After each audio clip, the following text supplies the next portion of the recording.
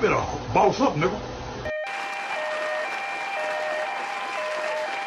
What's going on, everybody? It is Coach Greg Adams back in here with another YouTube live stream. Shout out to the Coach Gang. And that's you. For being in here, being involved, and being active on his YouTube channel. Well, welcome to Thursday Night Roski. The second longest running episodic programming live stream here on YouTube. You in here with the Bruce Wayne. It is Ish, the king of kings, the king of content, and the speaker of truth. Yours truly, the notorious one, a.k.a. Mr. Coachellini, better known as the prognosticator, Coach Adamas. And you're in the Desert Storm bunker with none other than EWF. That is every woman's fantasies, but you can call me CGA, See God Allah, and I'll be the 14-time demonetized champion of YouTube. Got a great show for you today. Behind every successful or good man. Oh, I see I messed it up. All right. I messed up the title. Give myself an L. All right, here we go. You're like, what is the title, show?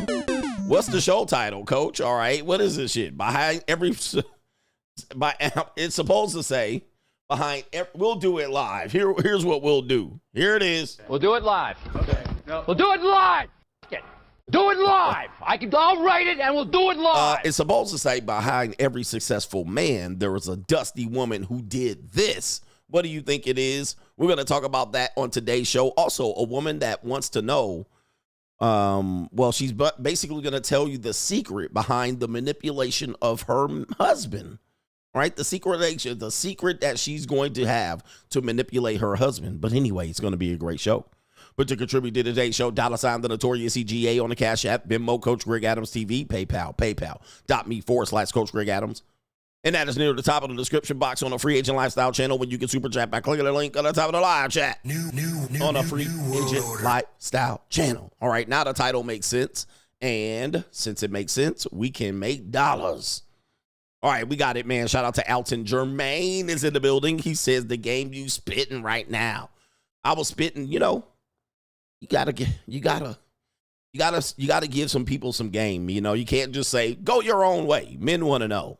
All right, and ladies, they want to know how to get that. I like to get dominated. Yeah, shout out to Damien. He says, nah, Coach, you gonna have to check in when you come to North Carolina, home of the Mastodons. They ain't got no flatbacks in North Kakalaki. They only got fat women, fat booty women in North Carolina, man. North Carolina took a whole L today.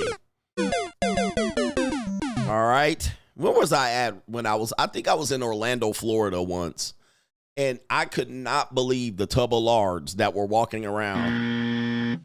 The tub of lards that was walking around. I mean, hanging visceral fat. It was just like dripping. Like, you know, I get spoiled growing up in Southern California. I'm good in Charlotte. All right. They welcoming me to Charlotte. The 704. All right. All right, I'm good in Charlotte, but do they got big backs? Is there nothing but big backs running around North Kakalaki? Don't let me find out. I had me a nice black well, she was a flatback, but she had a nice ass. You couldn't tell. She never showed her ass. She was a nice sister. She had some problems though. All right, but I mean, I thought North Kakalaki would have it good. Y'all got nice areas down there in Charleston. All right, y'all got nice areas down there, but nothing but obese women walking around there, apparently. Any obese women watching me? Yeah, Orlando had some greasy people. All right, I could come to Raleigh, Greensboro. All right, I'm good. All right, I'm good. I'm good in the North Kakalaki. Damien, he got to check in with Damien, though. I don't want him to skitty pop me when I come through. All right. Shout out to Corey. He says, Yob Mob, let's get it. New world. Let's go to work. Thank you for the contributions, man. And the man with the plan, the man up in Maryland. The Maryland guy has something to say as he's getting off of work. Maryland guy says, what's up, Coach? I was watching Fox News the other day, and Judge Janine said, Democrats are like people in a divorce. They hate the other person more than they love the kids. Coach, I think you got some secret watchers. Judge Janine, is that you? And that's you. Did they say that? Damn. I mean, He said they hate the other person more than they love the kids. Shout out to Judge Janine. All right, is she Coach Gang Gang? All right, great minds think alike. We'll just chalk it up to that. All right, Judge Janine. Let me see if I can pull up Janine the Dick. I mean, not Janine the Dick Fiend.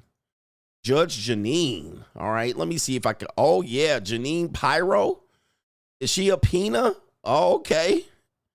All right, Judge Janine, don't let me find out your 56-year-old ass up in here. Hey. What kind of fuck you give me? All right, don't let me find out. She seemed like a feminist, too. I remember she been around for a long time. Don't let me fold up Judge Janine for the fuck of it, you know? American people ain't kind of fuck. Yeah, all right. Don't let me do it, Judge Janine. I'll catch your ass and I'll have you grabbing ankles. All right, how tall is this woman? Let me see if I can pull it up. All right, I'll bang her out. Is she married? 5'4"? Oh, yeah. What kind of fuck you give me? Oh, it's Thursday, too. So you know what? Might as well. You know what I mean? See, let's see how old this woman is. Here, let me see. It is Takeout Thursday. 72? Holy man. Okay. Oh, the humanity. All right. Oh, she not Asian? I thought she was Asian. All right. She look Asian to me. All right. What kind of fuck you give me? All right. Anyway, 72. All right. American people ain't kind of fuck. It's still Takeout Thursday. Hello. Hello. Oh. Where my Ling Ling? She Italian. All right. All right. Over here. Asian Italian over here. She a little Italian grandmama. All right, anyway. Throw mama from the train, Janine. All right, I'll bust your hip. I'll bust your hip. All right, let's go.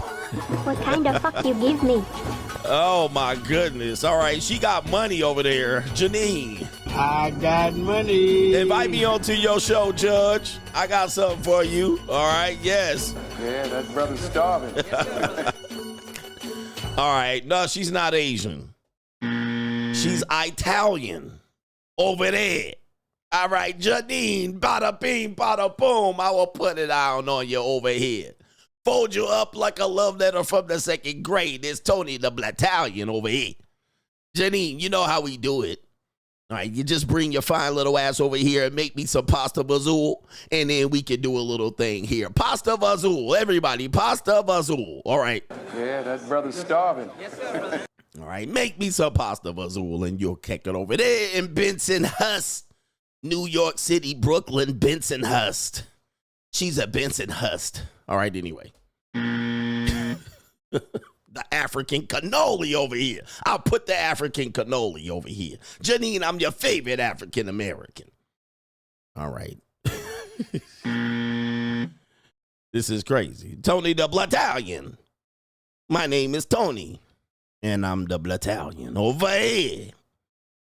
All right, Janine. This is crazy. The ship has sailed on this show already. It's over. Maryland guy got me started. All right, it's his fault. It is Maryland guy's fault. And it's all Jermaine's fault. It's always Jermaine's fault. Paris Francais is in the building. Shout out to Paris Francais. That's what I call him. He says showing support. Appreciate to Paris Francais. All right, appreciate him, brother. Is she Sicilian? I was in Sicily. I know I was in Sicily over there. All right, so Sicily, Janine, you're from Sicilian, a little Italian granny. All right, I got him. Janine is like, what did I do to deserve this? Well, you mentioned something that I mentioned in my show, so I got you. Shout out to our brother here. Peabody says, I've never seen a guy from the West Coast or the East Coast on these podcasts talking about paying all the bills. It's the guys from the South talking about all of that stuff. Why is that? Why is that? So it's never the West Coast or the East Coast guys. Yeah, you know, like Mr. Lucario, he's an East Coast guy. He's a Mack. CGA from the West Coast. All right. 2 fingers in the middle with the thumb cuff. All right. It's the Southern guys. Well, Southern guys are simps. You know, you Sambo Southern guys. Y'all some simps. All right, West Coast got some money simps.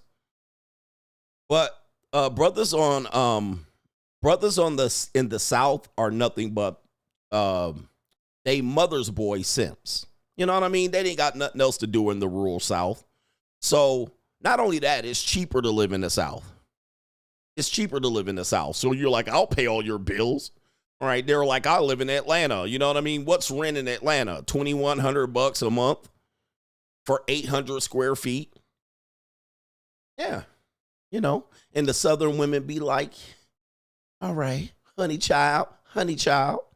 So it's cheaper. On the West Coast, a woman talk about paying all the bills. We talk about $10,000.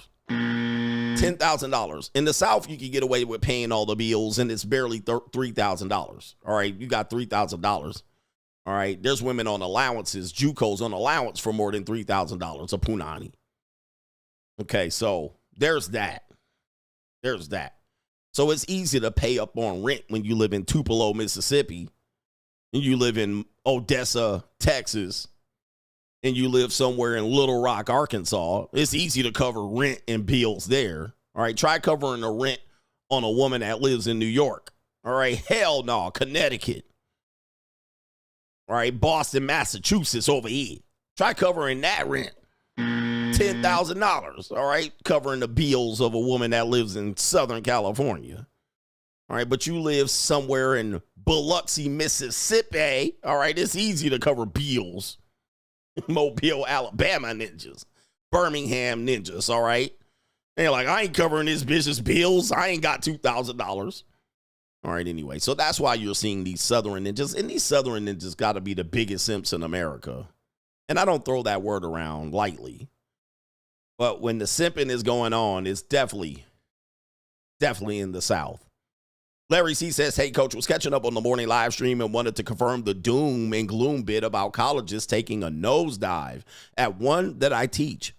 The international students, many being from Albania, have been dominating most of the subject areas. All right, this is a college professor. On a side note, I've been spreading, the boss up message. Shout out to you. To my students this semester, and it seems to be lighting a fire under them. He says, thank you for inspiring me to try to inspire these new booty ass ninjas. Shout out to the coach and the coach gang. And he says, take me out with the car fire. Shout out to you. Light the fire under those students. The professor. I can't stand his hole. I can't stand his bitch. The professor, Larry C, in the building. Thank you, man, for spreading that boss up message. But he's saying the immigrant students are taking over, man. The immigrant students are taking over. They coming over here and they get into the bag. They get into the bag. Shout out to Ice King. He's got a video selection for me, so I have to check it out. I'll check that out possibly for tomorrow's show. And if we have a segment, okay. All right. We got Rachel Riz suggestion right there. Okay. All right. Shout out to you. Okay. Oh, I see what type of Riz he's doing. Ninjas is always coming up with something crazy. All right. Goodness gracious. Just be you. You don't have to do too much. He's telling these college students to boss up in 2025. It's time to boss up. Boss up, nigga. All right. Ain't nobody coming to save you. With that being said, let's get into the first part, and it is Straggle and Sniggle Theater. Like, ride with me if you ride with me, you can slide with me if you feel like 550 on the 5 sticky, come get high with me, that's a deal, right? Straggle and Sniggle Theater. First of all, apparently we have the My Uncle Guy starter pack. My uncle is rich and he doesn't work no more starter pack. And these are also the Mitch-ass ninjas that love to be in twin beds all of their lives. Why do you need a California king? Apparently, we do have the starter pack. Who put this together? All right, this is terrible. Shout out to LL Cool C for putting together the Mitch starter pack. All right, I love these memes here. We got the recessed chin.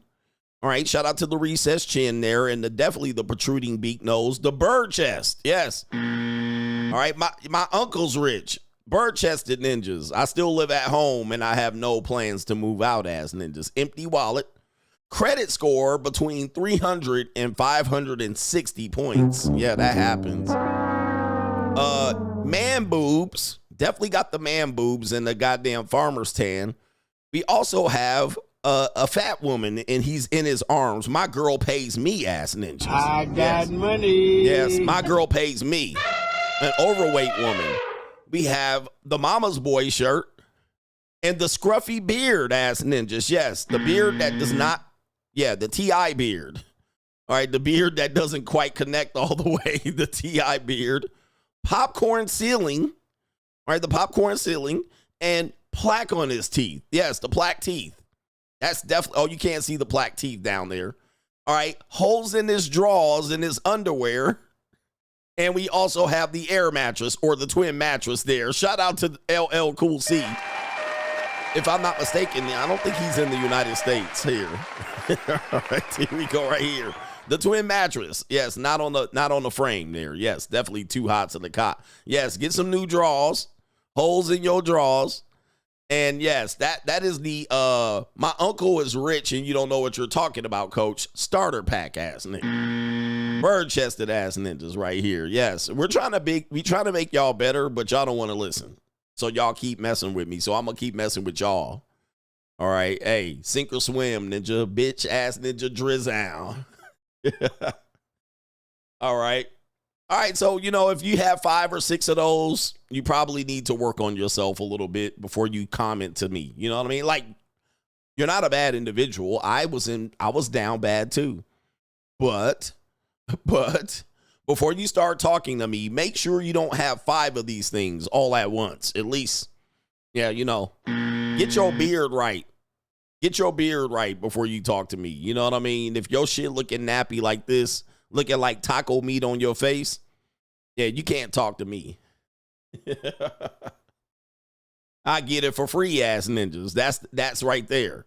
Straggle Sniggle Theater, a feminist with microaggressions. Here you go right there. There she is right here, Miss Lemonhead. This Miss Lemonhead is going to talk about her feminist microaggressions. It says, one of my favorite ways to assert my dominance on the trail as a female hiker. All right. Side ponytail beach. And this is from Joey Swole. Shout out to Joey Swole. We're not going to play his reaction, but we're just going to hear her feminist microaggression from an insecure woman. My favorite ways to assert my dominance on the trail as a female hiker is when I see a guy pass me, I ask him, oh, was that your wife that just passed me like a mile ago? Obviously making the assumption that there was another woman that passed them. And every single time they get so defensive and they're like, what? No. Microfeminism, ladies. All right. Shout out to Joey Swole. Another short king here. Shout out to my short kings, Joey Swole. All right. He about my height, but he's about 2 sizes wider. But, yeah, there we go right there. A feminist microaggression. She was just saying it. She's admitting it. And here's the thing. Plausible deniability is also the tool of a woman. She will act like she's just out here just minding her own business. I was out here minding my own business and then something happened. No, they're not minding their own business. They're thoughting and plotting. All right. They definitely be trying to do things. You ever do this where you're walking and then a woman walking right towards you and she doesn't move out of the way? Okay, that's a feminist microaggression.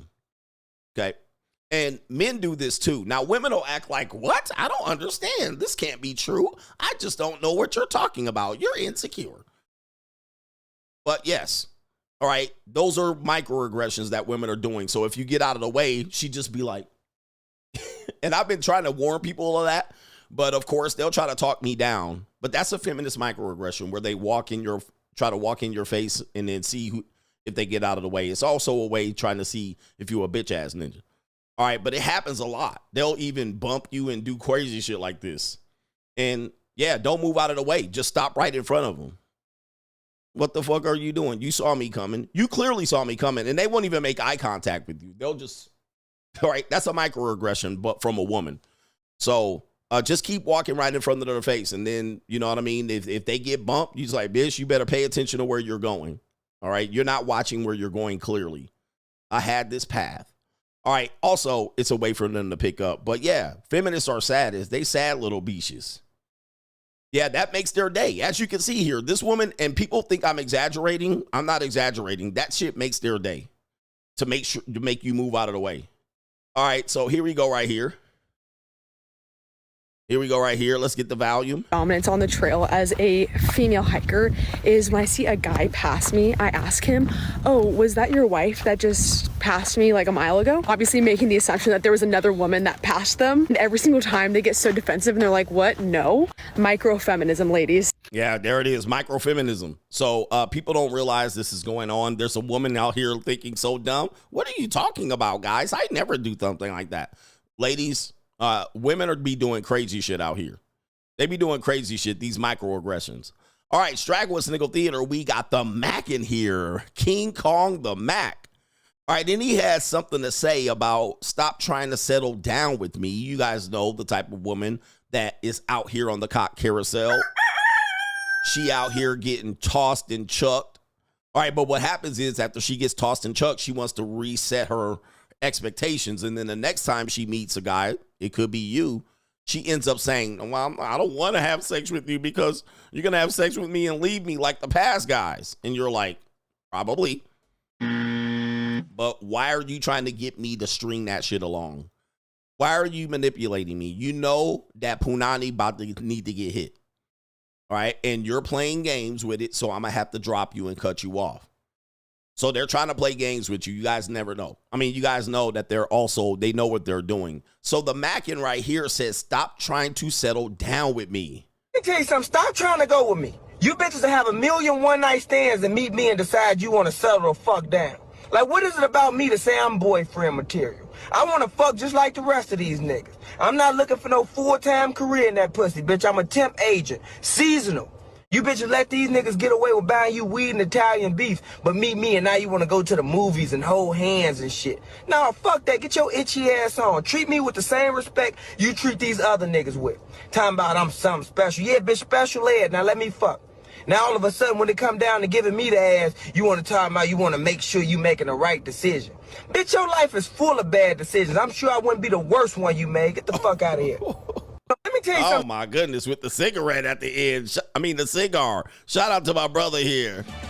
All right.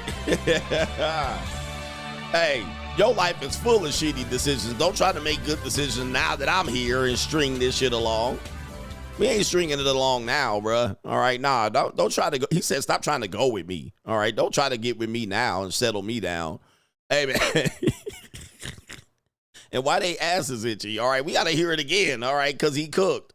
All right, but that's the truth. That's the truth. He said he fronting, he's corny. Well, he gets played. You know what I mean? Because look, he definitely gets played a lot because he definitely looks like I get it for free type ninja. So that's where the frustration has come from. All right, I get it for free ass ninja. When you pay, you don't have this frustration. So he deals with women stringing them along, and then he said he doesn't pay. All right, so here we go. Stop trying to go with me. You bitches that have 1,000,000 one-night stands and meet me and decide you want to settle the fuck down. Like, what is it about me to say I'm boyfriend material? I want to fuck just like the rest of these niggas. I'm not looking for no full-time career in that pussy, bitch. I'm a temp agent. Seasonal. You bitches let these niggas get away with buying you weed and Italian beef, but meet me and now you want to go to the movies and hold hands and shit. Nah, fuck that. Get your itchy ass on. Treat me with the same respect you treat these other niggas with. Yeah. Talking about I'm something special. Yeah, bitch, special ed. Now let me fuck. Oh, now all of a sudden when it come down to giving me the ass, you want to talk about you want to make sure you making the right decision. Bitch, your life is full of bad decisions. I'm sure I wouldn't be the worst one you made. Get the fuck out of here. Oh, no. All right. It wouldn't be the first one you made, and he's probably right. He's probably right. I just think if we had, don't play me, play Sega. It's crazy. Then trying to get me to simp out on you. I'm going to cut your bitch ass smooth off. All right, and I guess that's it. That's Straggle Sniggle Theater. Like, ride with me if you ride with me, you can slide with me if you feel like 550 on the 5 sticky, come get high with me, that's a deal, right? Straggle and Sniggle, it's the evening show, and it's Thursday. The weekend is almost here, man. What's up, nigga? What's up for the weekend, The weekend is almost here, man. We having a good time, and we got another subject matter up. But before we do that, the black man in the suburbs, Asa says, shout out to the coach gang, an update on that job offer. Apparently, they won't be reimbursing me for the move. In addition to fixing my car, I would be spending at least $3K just to put myself in position to get there.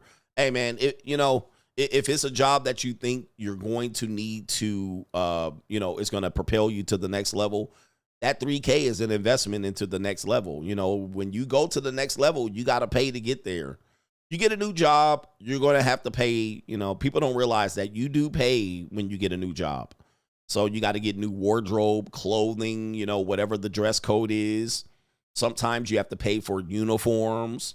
You have to pay for, you know, maybe some equipment, or at least put a deposit down on things like this. Yeah, you know, it is the cost to move up. It is the cost to move up. I get it, man. I 100% get it.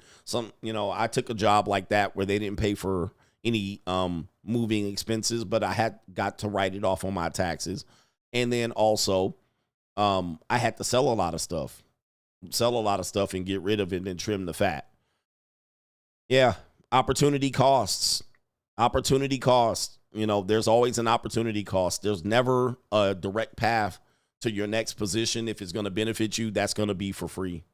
So get there. You can handle the rest later. You can move there without your shit. Don't move right away. All right, just go there and do the job. You can move a month later or so. Put your shit in storage and get there and do the job, and maybe in a couple of months, you can definitely get there. Okay? So get on over there if that opportunity is for you. Okay? I've lost a lot making moves, leaving shit behind and all that. So yeah, man, that's what it is. Pack light. Yes, indeed. Shout out to our brother Alton. Jermaine says she'll leave a shopping cart in your path. Yes, even, you know, the women have main character syndrome. She'll leave shopping carts in your path. You know what I mean? She'll open doors on you.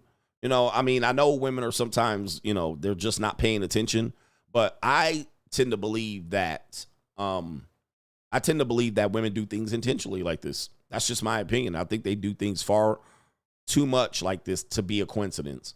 Or either they're clumsy or accident prone, which can explain a lot of things. They have main character syndrome. So, yep, they'll leave shopping carts in your path.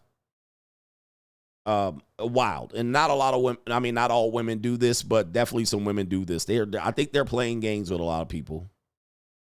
For sure. Microaggressions. Feminist microaggressions is what we call it over here.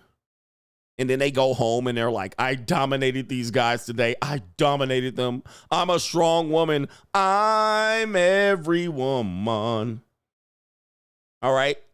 It's all in me. Pause. All right. Anyway, it's not all in me. Hey, yo, chill, son. Hey, yo. I'm every woman ass bitch. All right. They be trying to win out here. All right, the next segment here is the evil world we live in. We were talking about this earlier today on the morning show. It's an evil world we live in. Somebody sent me this, and yes, it was a woman. She said, we need to go back to this. All right. All right, and this was the meme selection here. We'll go through many of these memes about treating your woman like a woman, and it says trigger warning. Trigger warning. Okay? The caricature of a man, the ideal man in a broken woman's life.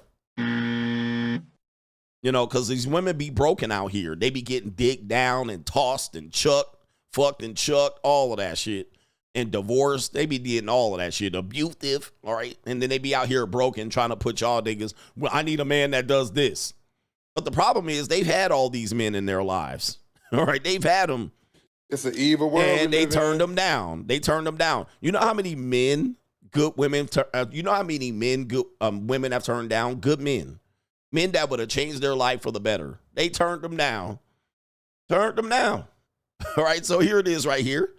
It says right here, treat your man like a woman. Trigger warning. The old adage, happy wife, happy life, carries truth in it. Already, first slide full of bullshit.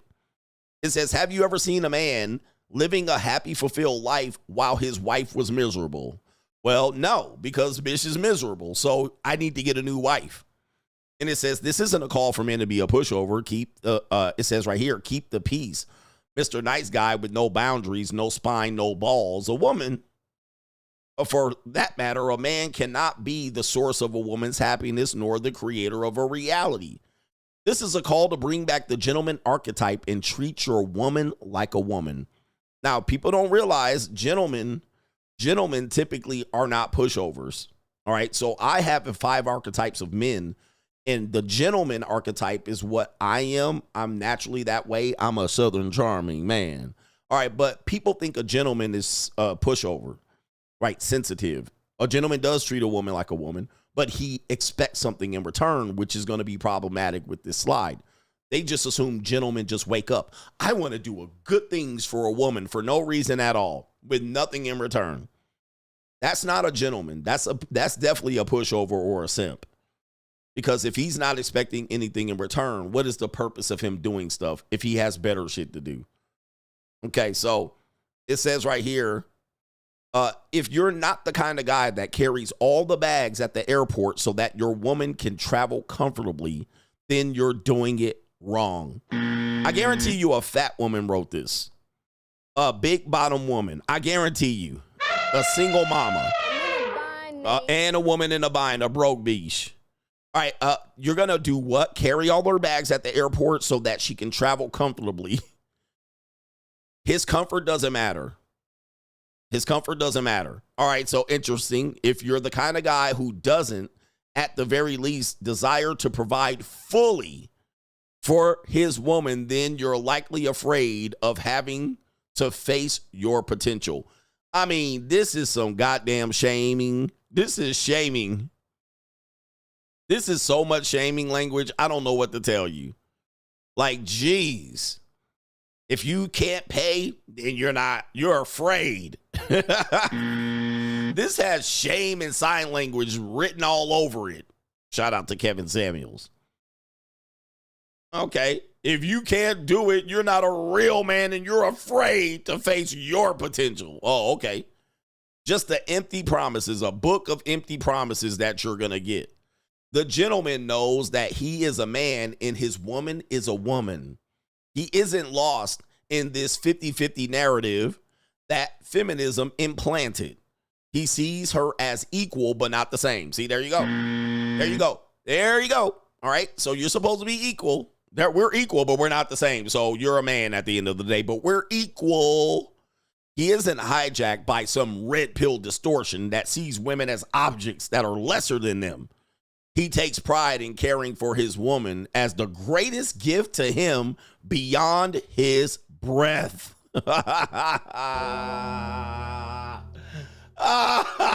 Some woman sent me this and said, we need to return back to this. Wow. The greatest gift beyond his breath. Whoever sat here and wrote this is the biggest loser today. I think the problem is most men have in union, all right, that we have in union, is that they are treating their women like a man. Well, she's too in her masculine, says the man who's been emasculating himself long before she showed up. All right, that's Jermaine. And it's all Jermaine's fault. It's always Jermaine's fault. And it says, have you tried simply being a man and treating her like a woman? I thought we didn't know what a woman was recently, but now we know what a woman is when it's time for her to receive. Have you noticed that, guess what? She hasn't mentioned anything she's going to give back because, yes, you're not supposed to expect anything in return. And it says treating her like a woman means in times of conflict, not treating her like a business partner by trying to see eye to eye. Just shut the fuck up and listen to her. Now this can't be real. This cannot be real. There's no way this is real at this point. Who wrote this shit? All right, this cannot be real. And it says treating her like a woman means not treating her emotions like a car that needs fixing. Just shut the fuck up and listen to her. I mean, who would sign up for this but a young person? A young man is going to sign up with this. Well, okay. Well, all right. Treat her like a woman means, or treating her like a woman means that you protect her, not because she is weak, but because her value is beyond measure.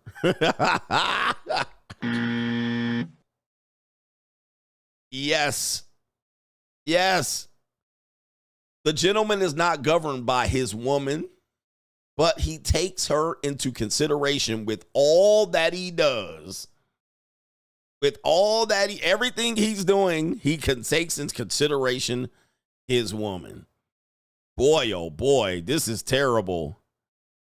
You will never find the gentleman speaking poorly about his woman or blaming her for the state of his union. He understands that his woman and the quality of his relationships are a direct reflection of his being. And it's all Jermaine's fault. It's always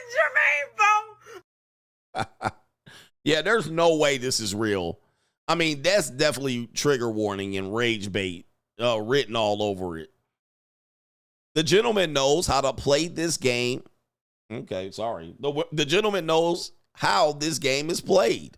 Reading with CGA. He knows that his woman is the vessel. She is the home. He understands that the kind of energy he seeds within the womb of his union, she will amplify for him exponentially. And so when he pours love, adoration, and reverence into her, she births him a life connected to his heart and purpose. Whew. Whew. Never lie. Oh, okay. Pour into her. Make her laugh. Be clear and direct. Make life easy on her. Spoil her and ravish her. Dominate her. Support and celebrate her. Honor, revere, and cherish her. Be mindful and check in with her. Be present and aware of your surroundings. Know when to be playful and offer lightness. Hold space for her truth and value her oracle. Never make her carry the weight of your reality.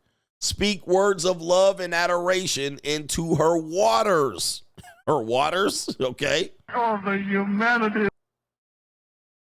Every woman respects a gentleman. I feel like this can be spoken as an absolute. Being a gentleman goes beyond how to treat your woman. It is a quality of a man holds with all women. All women. And yet, there is no woman in this world more worthy of your full gentleman archetype than the one you are co-creating a life with. Do you know why chivalry never died? Because it's rooted in natural law. Undertaker bell, please.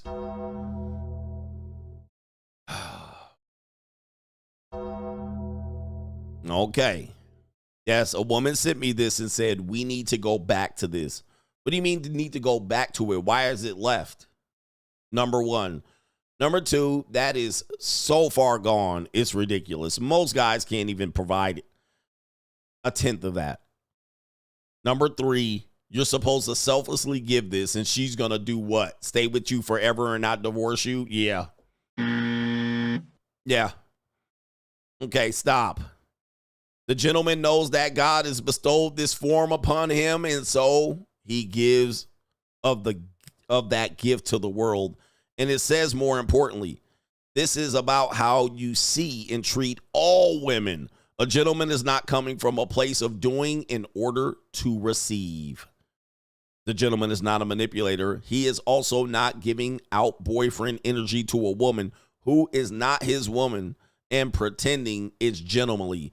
How about the woman who wrote this got fucked and chucked at least 25 times? She gave up punani at least 35 times and got nothing from it. Okay? I mean, this is just definitely a cock carousel rider. Right. Cock carousel rider. And it's the evil world we live in. We have a wife that's it. You know, female manipulation is wild, isn't it? Female manipulation. You know what I want? Yes, I want my dick sucked. How about we get to that? There's barbecue in there. All right. Oh, I don't want to give it to you. All right. Why should I give you it? I just did all of these things. I just carried your bags to the airport. Least you can do is swallow my kids tonight. We have another woman that says this is how she, this is her superpower for her husband. Take a look at her right here. This nice piece of chocolate. All right. and she got her feet out here. All right. This would be what people would probably call slim thick. All right. Look at her right there. This woman is married, so I will save the rest of my commentary. I will save it because she's a married woman, but there you go right there. Yep, she got her feet out. Okay, got her. Got her. She says this is our superpower as women. Here's how to make a man do anything for you. Just gas him up all day, every day. If I see my husband working hard, I'm like, oh, baby, I love me a hardworking man that provides for his family. He could literally be taking a shit, and I'll be like, I love me a regular man. I tell him that he's a great husband 10 times a day. Why? Well, because it's true. But 2, because men thrive off that shit. All you have to do is tell him that he's Superman and he'll change his name to Clark Kent the next day. Appreciate a man good enough and he will move mountains just to kiss your feet. Men are so simple. All they need are affirmations and booty. That's it. And our words are so powerful, we can literally turn a hobo into a CEO simply by pouring into him. Just try it out and watch the magic happen. Here's how to make a man do anything.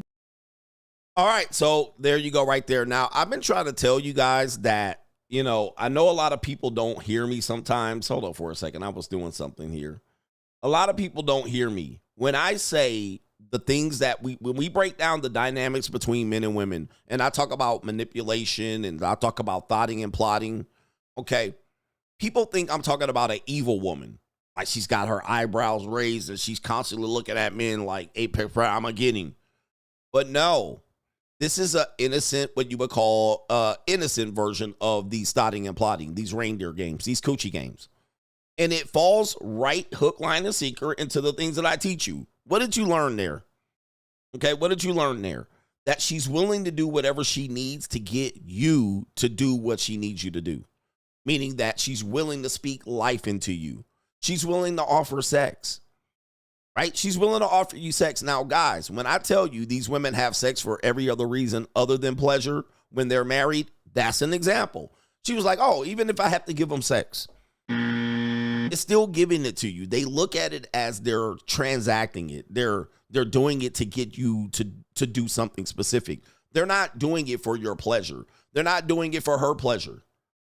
Okay? And so she's going a roundabout way. I'll tell him what he needs to hear. Then she ended up saying, it's not that I don't believe it. However, my motivation is to use my superpower to get what I want, to get him out there working for me. This is exactly what I've been telling you, but it just doesn't sound like, Coach, man, you act like these women are evil out here. I didn't say they were evil. I say they're manipulative. Now, this woman says right here, all right, and she also says down to her little feet, but she says it's not manipulation, it's marriage. Ring the fucking bell. Look, guys, I be trying to tell you. Oh, it's not manipulation. This is what marriage is. Of course, it says right here, I had to word it in a way to piss you off because that's what I do. But if you actually listened, I'm on the money. Words of affirmation is a need in every relationship, especially for our men. All right. And it says they need us wholeheartedly to believe in them, trust them, and support them so that they can operate at their best. This is our superpower. And there it is. All right. So you should expect this. So again, when she opens her legs, it's not because she wants pleasure. It's kind of just like, okay, let's get him his roar. And so he can get through. Ladies, it's our words that can either make or break a man, which we had that show. It said she can speak life or death into you. Okay. She's speaking death into you. So this woman's taking the opposite approach, speaking life into you. If we constantly tell our man that he ain't shit, that's exactly what he'll be. If we constantly tell our man that he is everything and more, that's exactly what he'll be. Of course, let's choose men worth investing in from the jump, right? Yes, that is the problem. They're not choosing these men first. But in marriage, we are constantly building each other. And this is how we do it for our hubbies. Uh-oh, hubby? Hubby? Let me just tell you this. As soon as you see this, hubbies, all right, it's a wrap. Hubby's is a no-go.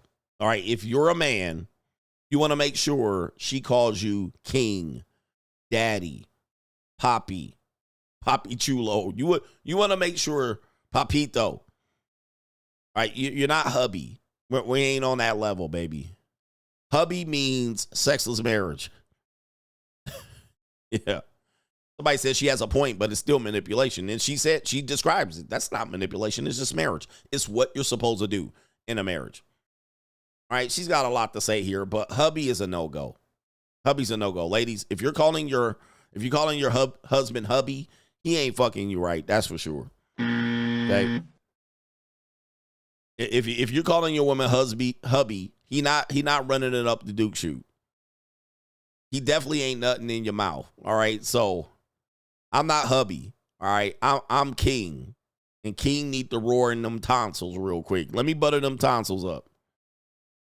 Okay. I ain't hubby. Yeah. El Jefe. That's who I am. Yeah. Hubby is a no-go.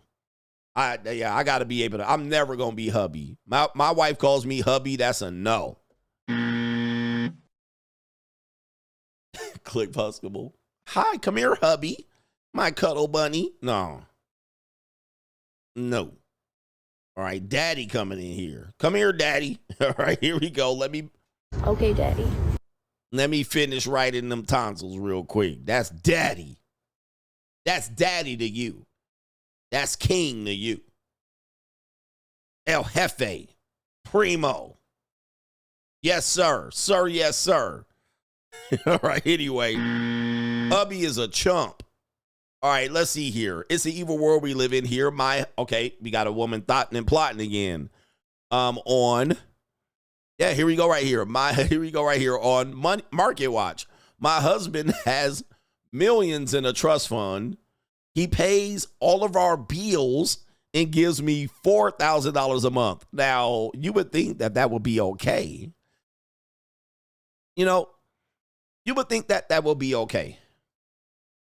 But it's not. Guys, when I tell you women they breadcrumb you and they basically tell you where the starting point is, and your dumb ass thinks that's the start, in the middle, and the end. That's not how women work. Once they ask for something, you can damn guarantee that there's more ask later on.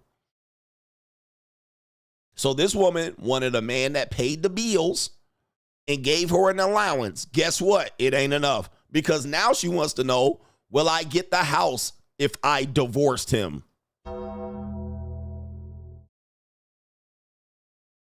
Oh, the humanity. Wow.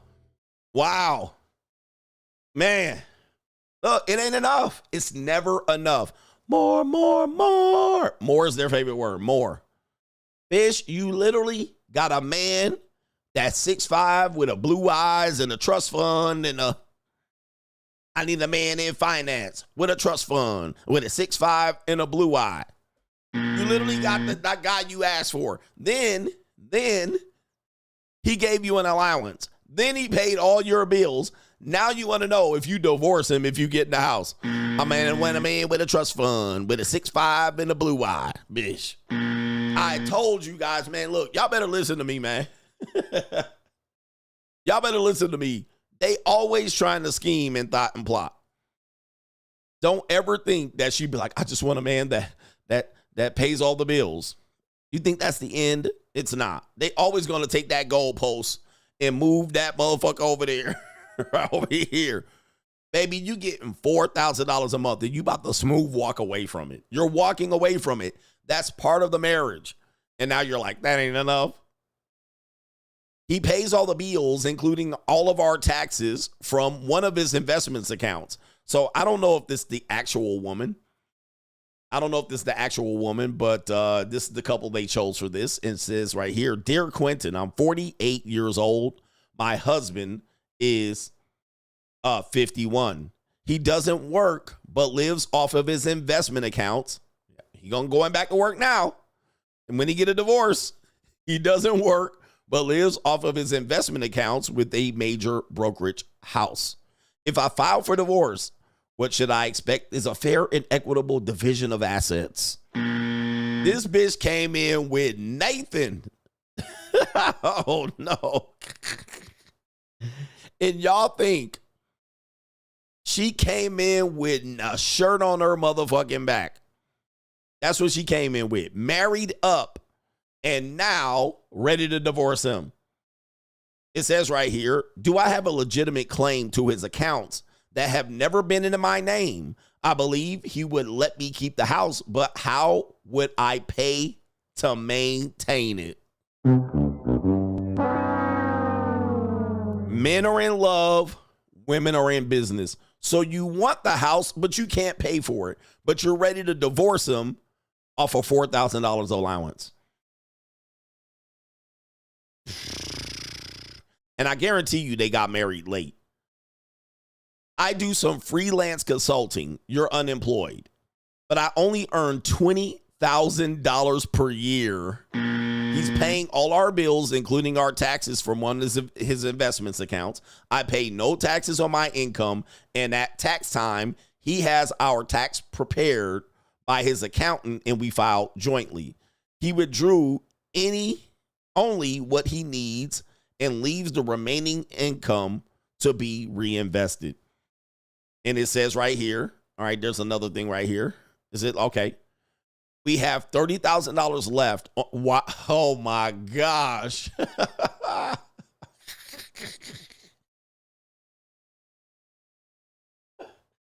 Oh my goodness. We have $30,000 left on our $400,000 mortgage. Y'all ninjas gonna learn. When are y'all gonna learn? I'm sure they got a prenup. I can't wait to see this.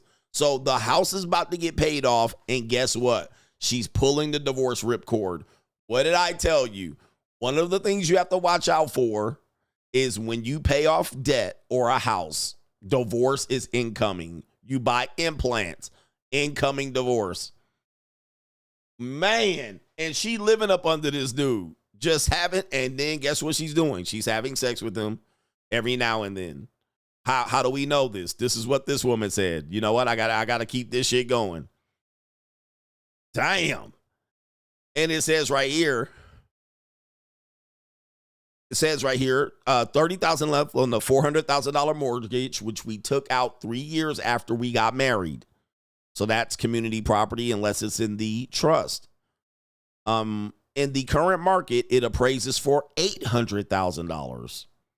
Dotting and plotting. After the birth of our first child 12 years ago, I stopped working full-time and my husband put $4,000 every month into a joint checking account for me to use as I wish. But this stipend is the money I earn. I have managed to put $100,000 into an individual IRA and $50,000 into a savings account in my name only. His two investment accounts were originally trust funds that were given to him before we met. After 5 years of marriage, he was given the account in its entirety, at which point they became standard investment accounts. So she's digging in, man. She got all the details.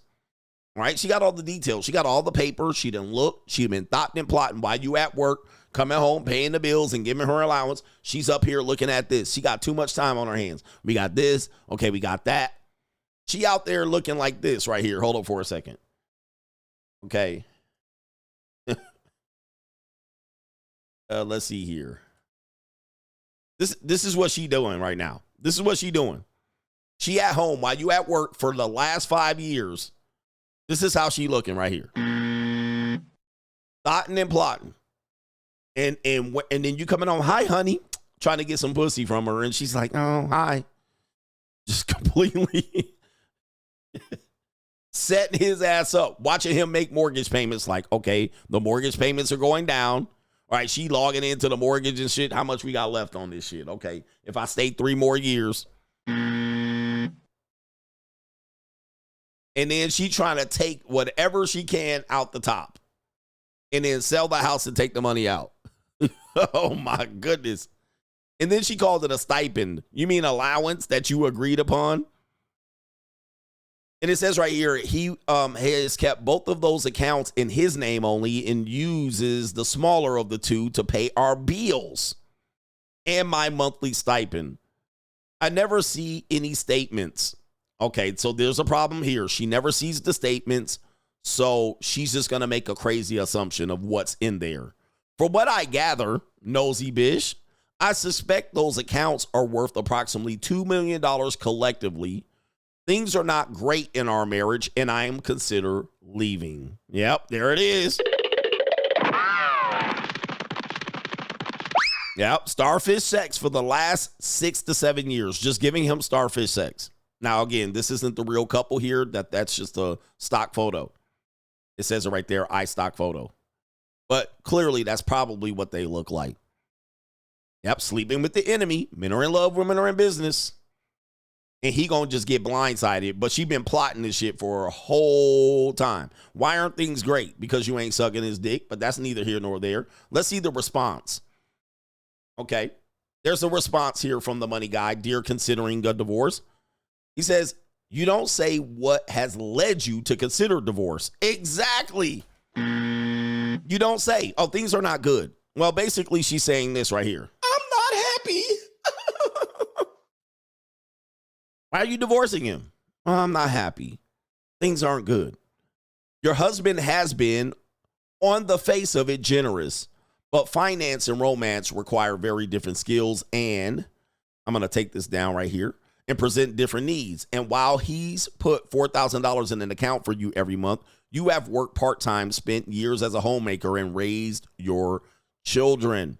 You never know what actually goes on inside of a seemingly happy marriage. Seemingly, you only have one life to live, so it should be fulfilling. He says, I say all of this not in an effort to pry, but because in Maine, filing a divorce is different than in many states. Maine is an equitable distribution state, which means assets are fairly divided fairly, if not always equally. It also takes into account the appreciation of assets acquired prior to marriage and follows both no-fault, irreconcilable differences, and at-fault, which is desertion, adultery, and cruelty, divorce models. The latter is, if applicable, could affect your settlement. All things equal, if you file for a no-fault divorce, a judge would likely take into account many factors such as both of your respective contributions to the marriage. That might include the time you put into raising your kids, the years you took off your career, along with the money your husband contributed to the marriage, and the length of time you have been married. You could end up with the house with your husband's blessing, or it could be sold and the proceeds split 50-50. And there's more. Given the disparity in your income, you would likely be eligible for spousal support and child support. A typical alimony order will require the spouse of greater income to pay monthly support to the other until the alimony order ends. Though there are several types of spousal support. It says right there. A family law court never wants a child's well-being be damaged by a divorce or separation, so there's no guarantee that he'll walk away with 50% of your husband's assets. In fact, given that he's brought millions of dollars into the marriage, you would more likely leave the marriage with 50% of your marital assets. Since you can't afford to buy your husband out of his share of the house, a judge might allow him to live there in order to provide a stable home for your children for an agreed period of time, such as until they leave for college. Like many spouses seeking a new life, if your bid for freedom and a new life, it says you will have to balance your happiness with your independence. And let me just tell you, she's not going to be happy with any outcome. Okay. I've seen women go into divorces like this where she just thinks it's going to be completely one-sided. I have the kids. I'll get 100% custody or 85% custody. He'll get every other weekend. Then she'll calculate what child support that is. Then she'll calculate the spousal support based on her imagination of $2 million in the account, which cannot be confirmed. Then she thinks she's going to get the house and then sell it. She's going to think it's going to be a landslide. All right, she's thinking a financial windfall, alimony, child support, house, and split of the $2 million that he's hiding money in. Guess what? it ain't going to be that easy. And then unfortunately the kids are going to be damaged because all that time is going to take years for this to go along. She's going to hire forensic accountants, and then she's going to try to keep custody away from this and say, you travel so you don't get your kid. And it's just going to be complete train wreck. And when she doesn't win what she thinks she's going to win, she's going to go crazy. She's going to go nuts. She's going to think she got shafted. Because I'm pretty sure he has a trust account. He probably has, things lined up. He hasn't given her the information because she a shady broad. Okay. And he doesn't work. So yeah, how do you calculate child support? He don't have a job. He just living off investments. So he doesn't have a job either. So what type of child support order he's about to get? And you're not going to split. If it's in a trust fund, you might not be able to get to it. So yeah, you're fucked. And then you think your house is worth $800,000 and it's worth $650,000. Now what? Now you're basically going to have to force him to sell it. It might be at a loss. It might be able to force sell quickly. You might have, end up with $85,000 instead of $200,000 or $400,000. Now you're sitting there with $85K thinking you were going to get $400K. Dude, these women start divorce like this. That's why they start the divorce. And then they say, well, I didn't start the divorce for these reasons. Look at how she's starting the divorce. Okay? They all start the divorce like this. And then they'll say, well, I'm struggling and I didn't really get anything from my marriage. So yeah, you fucked now because you was too busy watching Pockets and not too busy doing what? Sucking your husband's dick. Okay, you had one job. It's barbecue in there. You had one job. Your alimony is now $800. Your child support is $350. You got $85K when you thought you was about to sit on a cool $3 million, $2 million. Now you done got $85K and destroyed your whole kids and family's lives. This is way too common. Way too common. And she's going to roll the dice and get crapped out. And ain't nobody talking her out of this. Ain't nobody talking her out of this. She just sees the gold. She sees I'm going to get this and I should and it should work out. And I'm going to tell him he was abusive. I'm going to tell him he touched his kids and the kids are scared of him. They going to come up with all kind of stories, lying on his dick, lying on his parenthood, just so they can get a quick buck.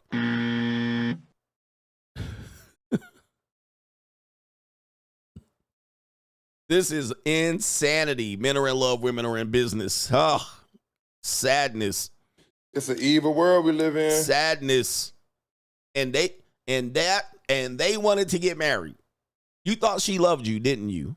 Okay, you thought my girl likes me, coach. You thought that, didn't you? Yep. Oh, and her lawyer is going to tell her she about to get all that. We're going to make them pay the attorney fees. We're going to make them do this and we're going to make them do that. Now, these lawyers are lying to these women. The women don't know it, though. These lawyers are lying. And we're going to be an attack bull. I'm going to be in a pit bull. We're going to attack them and we're going to serve them this and we're going to ask for that. We're going to hire a forensic accountant and we're going to do this. And then the woman going to come out and it's $40,000 in attorney's fees. And maybe the judge makes him pay $10,000 of it. Because the bill going to run up. The bill going to run up.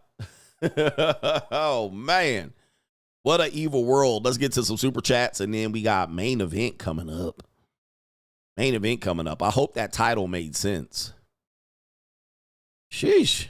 Buckle your seatbelt out here, man. Men are in love. Women are in business. Lawyer just trying to get paid. You're going to be like, oh, we're going to do this, and we're going to put this on them, and we're going to do that. And then he going to be lawyered up. He going to be lawyered up. And he going to have all his ducks in a row. Yep. You gonna have all his ducks in a row. And then she gonna be getting stonewalled and stuck. Sheesh. All right, let me see if there's any contributions. That's what we're gonna do. And nope, she's gonna bankrupt the attorney. She's not gonna pay her attorney. She's not gonna pay her attorney. The attorney gonna be stuck with $35,000 worth of work. Martin Muhammad says, this bitch is no different than that white girl with that ridiculous list on the Steve Harvey show. Somebody get the long theater hook and pull her off that damn stage, or you better have Chuck Berry hit the gong. Chuck Berry? Chuck Barris? Chuck Harris. I don't even know who that is. Is that the Sandman? Shout out to Mohammed. Oh, man. My man said he triggered out here. The trigger has no heart. Oh, yeah. The trigger has no heart. All right. Our brother here, the Sigma Enigma, says, hey, coach, I just finished reading your book, The Free Agent Lifestyle. Great insight. I've been talking to a divorced woman, and as a divorced man myself, I can relate to her situation. She has a 5-year-old child, but she's fit, feminine, and truly inspirational. Plus, she's a pastor. All right, shout out to you right there. All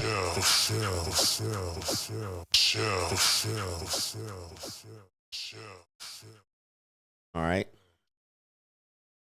Chuck Barris is the Gong Show. All right, shout out to him. And my brother here, he's been reading The Free Agent Lifestyle. Thank you for the support. I appreciate that. And thank you. It sounds like you have a wonderful, fit, feminine, friendly woman who has a 5-year-old crumb snatcher. All right. And she playing it up right here. She playing it up. She giving you the Minnie Mouse. She probably in great shape. I'll pass on this. All right. But that's you. I ain't going to say, well, hey, listen. And that's you. She divorced for a reason. She's divorced for a reason. Do not get trapped by this woman. All right. She is a devil woman. Suck you by. Man, please. I would leave that alone. Now, I'll still smash and fold her up. But don't nut in her. You cream pie her. She gonna get pregnant on you and trap your ass. All right. So my man about to get got. He about to get got out here by a divorced woman with a 5-year-old. You about to get got out here. Oh, no. Gotcha, bitch. Hey, I'm a church pastor, a female pastor church. I got to see this shit. I got to see this. Yeah, divorced pastor. All right, coach, man, you don't have no faith in anything. You don't have no faith in anything. Hey, my thing is, do not rush this, man. Just chill out. Chill. Mr. Inquisitive, CGA, sometimes you misread my words. And he says it's all love, but he says right here, we should change that terrible saying into happy wife, crappy life. Happy wife, crappy life. Man, I'm going to tell you, man. Happy wife, crappy life. Yeah, I don't think happy wife, happy life. Trust me, I've lived happy wife, happy life. You try to invest in happy wife, happy life, it ends up being a crappy life every single time. And once you show weakness to a woman, she will pounce and you can never get it back. Okay? If you want to show you are a weak man, because there's a such thing as a gentleman. A gentleman is not a weak man, in my opinion. I know people think gentlemen are simps. I don't think so. I mean, Sean Connery played a gentleman all his life, and he was not weak. All right, the real Sean Connery, but other than James Bond, he was like, yeah, I'll backhand slap a bitch if she don't stop talking. All right, we played that legendary interview with Sean Connery. Yeah, Sean Connery is a gentleman, mate. And he was like, sometimes you have to, you know how he talks. Sometimes you have to, give your woman a spanking, I think, how you say, sir. But never, ever, ever attempt to make a woman happy. Now, you can make her get all ooey gooey on the inside. Like, you can do that, but never make her, if she's unhappy about something going on, there's a difference. There's a difference. Never make a woman happy. Okay, so there's a difference. Now, if you want to make her excited, that's one thing. But if she's miserable, if she's cantankerous, if she's rebellious, and she's like, but I'm not happy. Don't try to make her happy. So that's what it is. If she's down and I'm just thinking and I'm just struggling and stressed, and I think if you did this, I would be happy. No. Right? No, do not do it. Leave that bitch and say, that's your problem, you miserable broad. That's what I would tell her. I would tell her she miserable. I'll say pity party of one. All right, reservation for you. And that's you. All right, because the more you try to make her happy, it's like giving her drugs. All right, she's happy for a moment, and now she's down lower the next day. DJ B Fit, a man shared his divorce story. His wife was cheating, so she hired a lawyer. Or he hired a lawyer who got him a private investigator. Later, the lawyer went missing and was found deceased. It turned out he had a history of helping men in divorce and exposing the family court corruption. Is this a real? Wait a minute. Is this real? Oh my goodness. Yeah, man. You got to watch who you speaking out against. Gotta watch who you speak. Okay, he's got the story here, so maybe I'm gonna review it for later on, and maybe this week. Oh, I've seen this going feral. It is 14 minutes. Okay, yes, somebody shared his video, and he's been going quite feral. He looks like the Fonz. Okay, and man, share your divorce stories. Share your divorce story. So I saw that. I didn't had a chance to see the video, but thank you, man. Maybe I'll share his story tomorrow. It says marriage is a scam. It's always a scam when it doesn't work out for you, isn't it? 100%. All right. Did I get everybody? Let me make sure. Moving around there. Marriage is a scam. It's always a scam, gentlemen. Oh, we do have a couple more. Oh, wait a minute. Maybe we don't. Hold up. Oh, okay. He got his name on there. Okay, the name's changed. It wasn't anymore. It's the name changed on the thing. Marriage is a scam.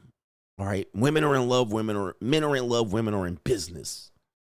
Okay, we got the main event coming up. Yes, we do. Let's do it.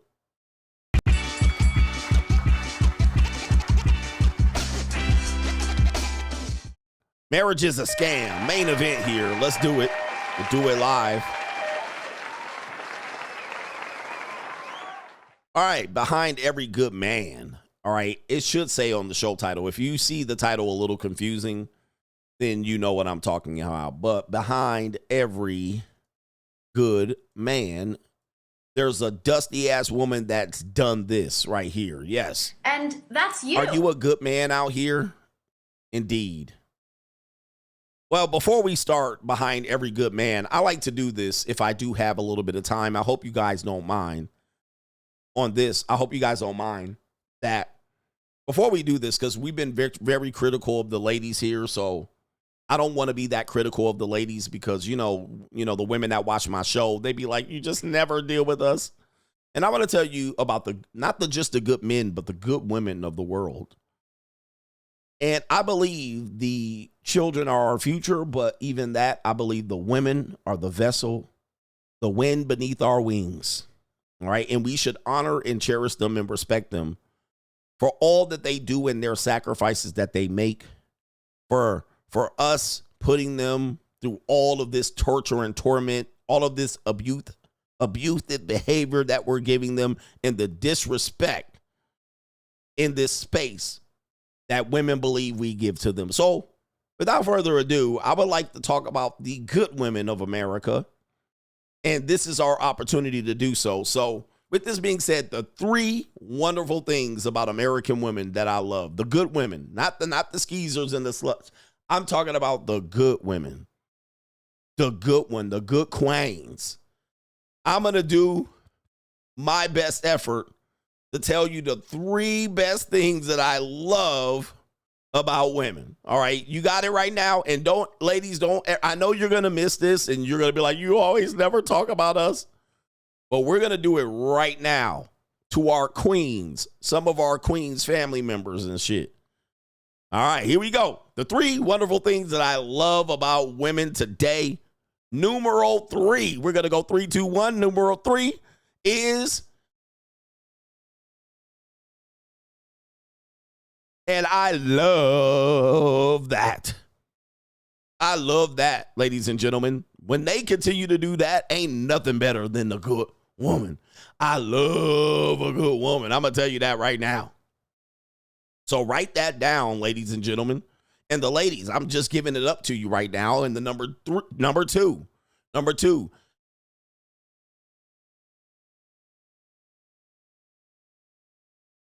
Oh, Lord. I'm going to tell you that right now. Oh, Lord, have mercy on me. Lord, have mercy on me. And if we can continue to have more women do that on command, it's going to be a whole thing, man. And those are the two things. I think I got one more because that's number one. And the number one thing, let's give me a drum roll, please. The number one thing I just love about the current American women and what we can do to better them out is if, and ladies and gentlemen, those are the three things that we love about these women. Yeah.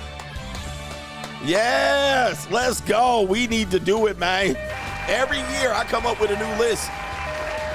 Every year I come up with a new list. And these are the things that we need to do. Okay? I love them. And listen, there's women out here like this. There's women out here like this. Don't let these red pillars fool you.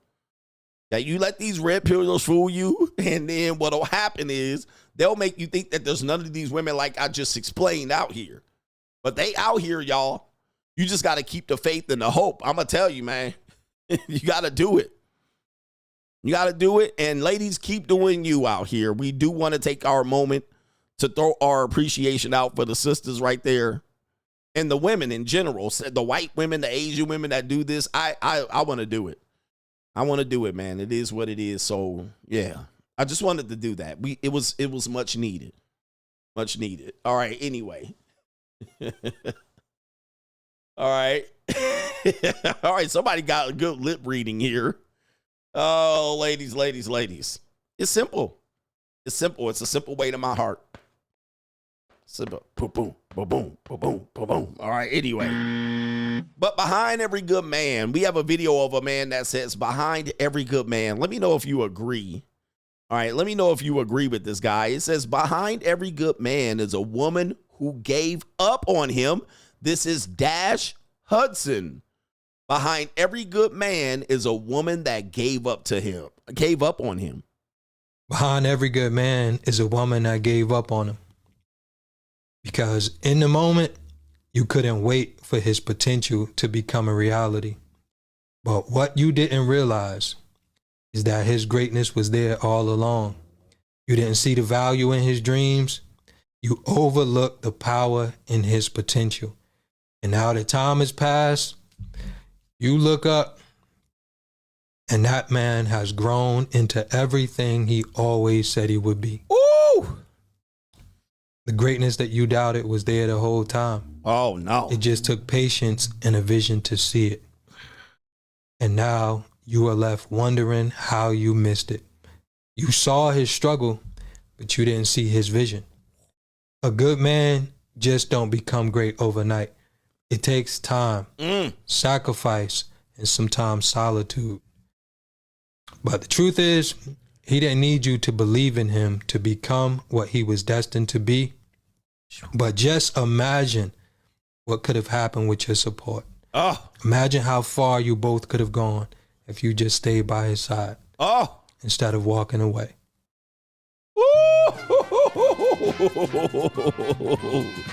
Acrimony.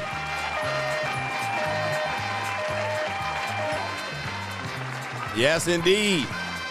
Hey, shout out to Dash Hudson right there with that beautiful commentary. Let's leave this on the screen right here. And oh boy, do I know this one. I've experienced this one for sure. And of course, you know, I was the narcissist and the abusive. But yeah, look at your life now. What could have been with support? See, here's the thing. You know, we talked about this speaking life and speaking death. But a lot of women just thoughting and plotting, right? They spend all their time thoughting and plotting and not sucking and fucking. All right. They spend their time speaking death into you and not breathing life into you, as this woman talked about right here. So all these things and these points culminate. Instead of doing the right thing, you focused on doing the wrong thing for your selfish self. And then guess what? You said, hey, you know, he can go on and go. I'll replace him. Okay, I'll replace him. And then guess what happens? Years go by, and then the smoke clears, and you're where you are, and she's where she's at. And then she's doing nothing but complaining. Complaining still. Fighting, scratching, clawing. Just a bitter bitch. And ain't nothing better in my life than a bitter bitch. I love to see bitter bitches out here. All right, I love to see they ass. All right, because they out here struggling and striving. They out here, you know, a tampon away. They got one tampon in the box. They wonder how they going to get another one. They can't even feed themselves. So what they thought that they was going to continue to mistreat you and treat you like shit, but they don't realize that they was preventing you from overcoming. I guarantee you, every successful man, every good man, every man that out here that took time to grow, that invested in themselves, that bossed up, there's a bitter bitch back there somewhere else.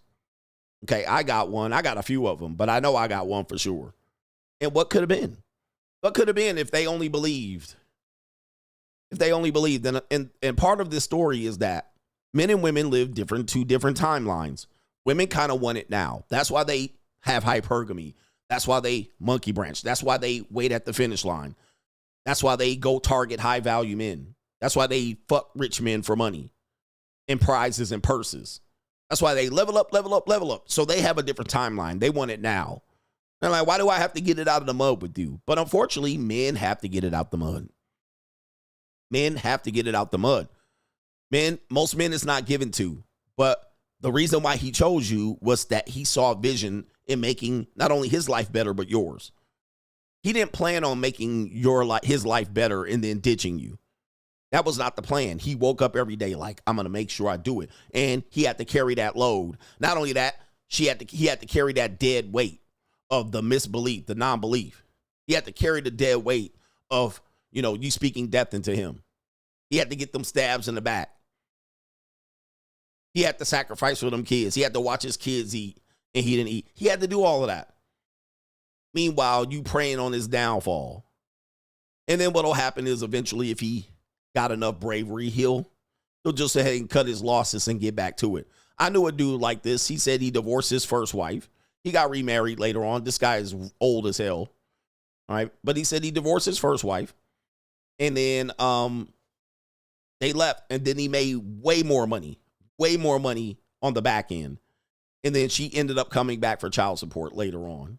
See, these are the type of things that we talk about. These women are bitter. They want the money. They want you to do well. You don't do well. They discard you. They sabotage you. They stab you in the back. And then you do better, and then they still come after you. Those are bitter bitches.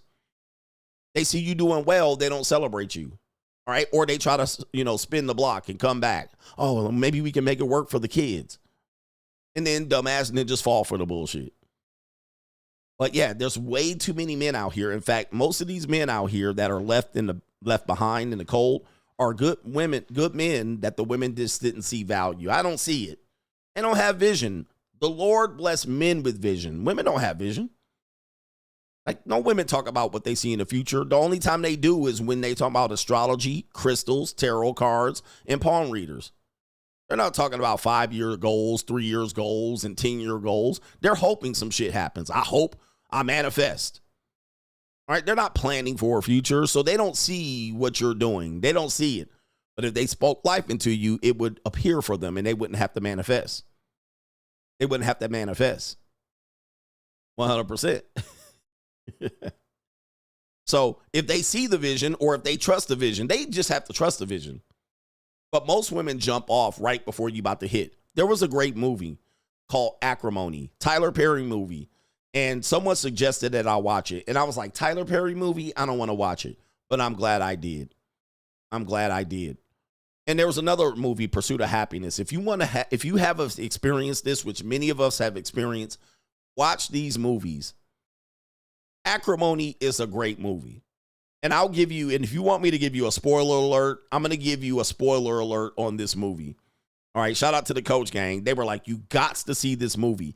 And Taraji P. Henson is the main actress in this movie. And yes, she is a bitter beast. She played herself in this movie.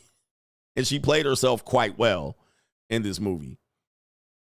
All right, so essentially what had happened was, spoiler alert, Spoiler alert. So if you want to hear what happened, go ahead and log off. But spoiler alert, Tyler Perry movie. And it's not the typical Tyler Perry movie. So go ahead and watch it. Oh, they have an Acrimony Part 2. I would love to see that.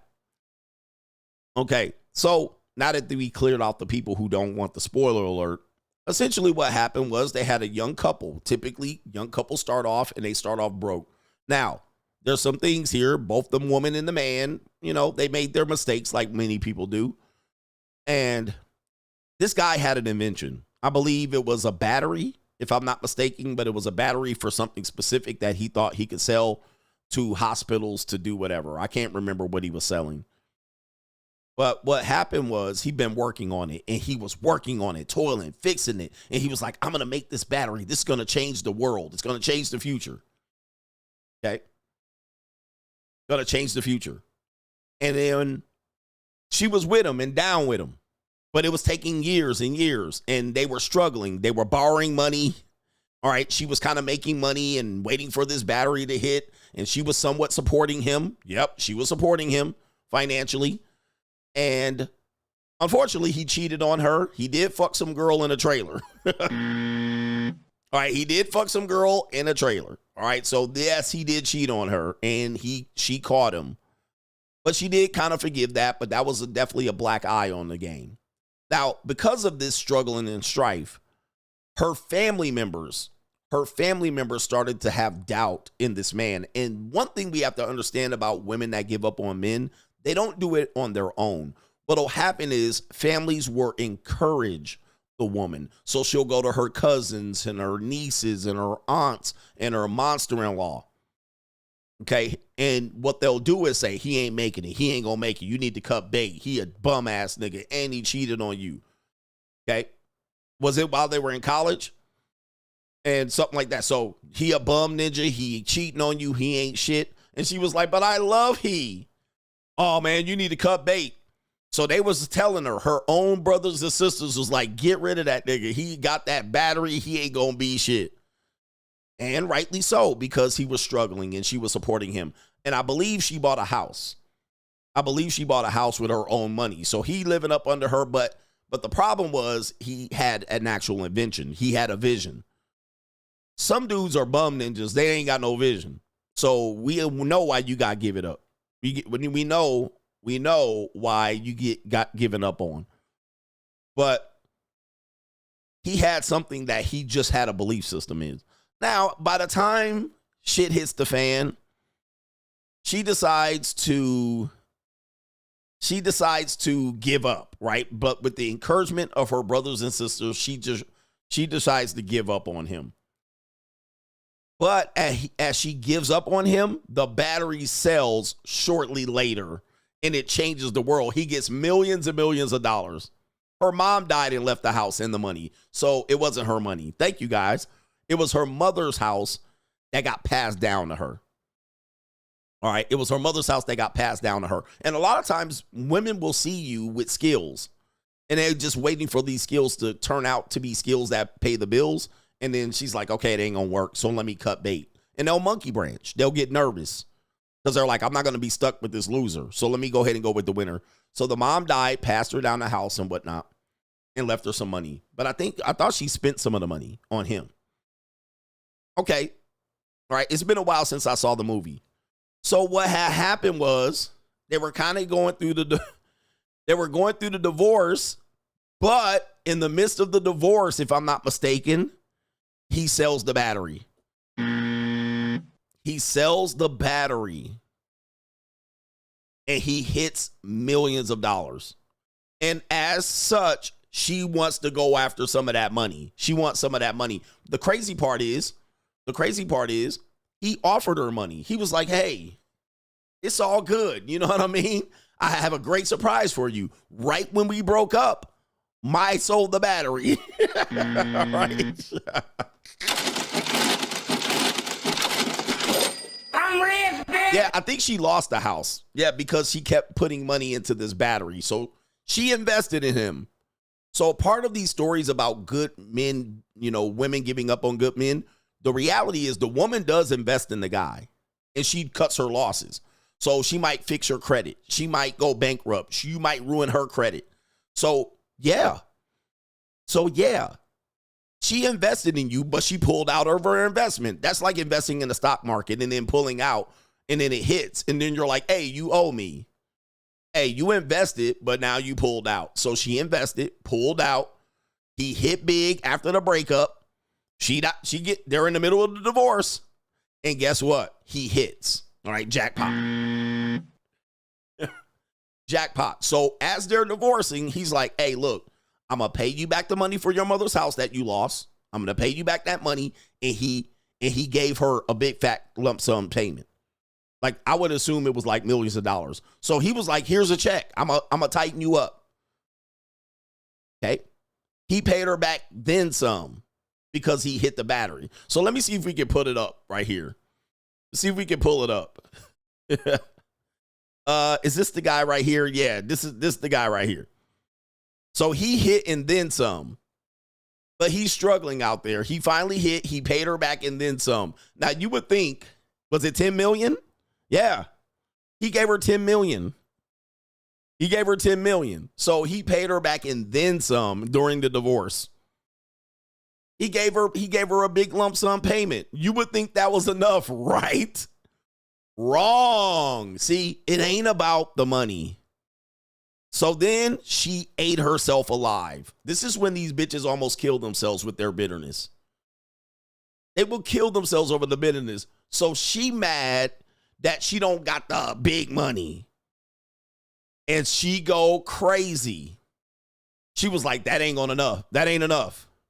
Because she believes she deserves the millions because she invested in him. But again, like, if you invest in something in the market and you pull your investment out and then it hits, you don't get the win. You don't get the win. You took the money out. So she took the money out and the energy, and he hit, but she pulled out. And so then what happened was she tried to spin the block. But unfortunately, when she tried to spin the block, he had a new piece of calico.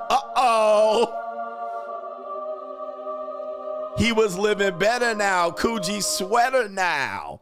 He living a life. He got the new G-Wagon. He got the Porsche 911. He got the new big house. He on a yacht. He got prime calico, young, fresh and green. And so she tried to spin the block and nice her way back and went to his townhouse. And he had a nice flat-backed sister. All right, with that, look at them shoulders and that collarbone. He ain't got no angry, short, chicken nugget, bitch-ass, bitter bitch. He got nice prime calico. And younger and fresher. All right, and what happened was she went crazy. She saw that nice flatback Supreme, all right, black flatback. And this was him when he offered her the check back. Look, he ain't a Dusty no more. He got a nice tailor suit, and he came by, dropped off the check. Here's your 5 million, 10 million, and he bounced. But she couldn't have it. She became bitter and angry. Let me see if I can find the boat scene. This was her when she broke it off with him. Nigga, you ain't shit. You ain't shit. You ain't gonna never be shit. This was her when she broke it off. All right, look at how she looking. Anybody else have a woman give you this look?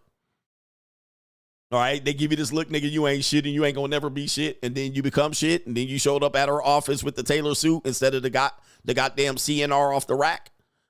You don't have that off the rack shit no more. All right, look at your shit now. All right, it up. Lined up and shit. You living better now. Coogee sweater now. Drop top BMs. I'm the man, girlfriend. All right, they trying to get my stream. They trying to take my stream. All right, and so she disgusted, bruh. This is her after she got the check right here. This is her. This is her. She got the check. After he made it, look at her. She's still unhappy. I'm not happy. It's like, thanks for sticking it out and investing me, and I'll give you a couple dollars, bitch. All right, it is what it is. She became angry and bitter. Now, let me take you to the yacht. Let me see here. So, of course, this happens. Oh, no. Goodness. All right, yep. This happens. All right, yep. That ain't enough. Now she got to kill everybody. All right, she got to kill the flatback, the black flatback. She got to kill the nigga who done made a battery. All right, she came up like this right here. Pop, pop, cock, cock, cock. Skitty, keep, pop, pop. And a pop, pop, boom. All right, gone. Bitter bitch. She came with the blick. She started getting everybody, shooting them and shit. All right, on the yacht. All right, and let me see where we at, because the ninja was showing up like this right here. All right, ninja showed up with the flat back. Look at her. Ooh, way fit, feminine, and friendly. He got the tuxedo, but now look, he getting skitty pop pop right now. All right. Pop, pop, cock, cock, cock. She Skitty, mad, pop, mad. pop.